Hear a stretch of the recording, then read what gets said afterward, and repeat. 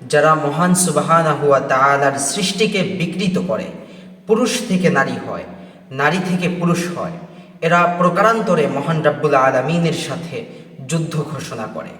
মহান রাব্বুল আলামিন পুরুষকে যেই সৌন্দর্যতা দিয়ে সৃষ্টি করেছেন সেটা পুরুষের সৌন্দর্যতা। মহান রাব্বুল আলামিন নারীদেরকে যেই সৌন্দর্যতা দিয়ে সৃষ্টি করেছেন সেটা নারীর জন্য সৌন্দর্যতা। এর বাইরে যারা লিঙ্গ জটিলতায় ভোগে, অর্থাৎ ইসলামের পরিভাষায় তাদেরকে বলা হয় খুনসা, এই খুনসাদের প্রতি ইসলাম সহানুভূতির শিক্ষা দিয়েছে। তাদের জন্য আলাদা ইসলামের বিধিবিধান আছে।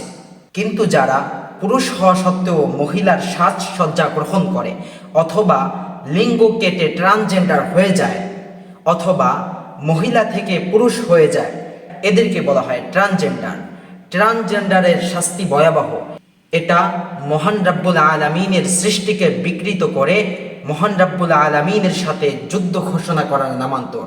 দুনিয়াতে এদের জন্য মহান রাব্বুল আলামিনের পক্ষ থেকে কোনো শাস্তি নির্ধারিত না থাকলেও পরকালে মহান রাব্বুল আলামিনের কাছে জবাবদিহিতা করতে হবে। তারপরেও দুনিয়াতে তাদের কিছুটা শাস্তি আছে। যারা এভাবে মহান রাব্বুল আলামিনের সৃষ্টিকে বিকৃত করে, দুনিয়ার ক্ষেত্রে তাদের শাস্তি হলো সামাজিকভাবে তাদেরকে বয়কট করা, তাদের সাথে লেনদেন বয়কট করা, তাদের সাথে উঠা বসা খাওয়া দাওয়া সম্পূর্ণরূপে তরক করা।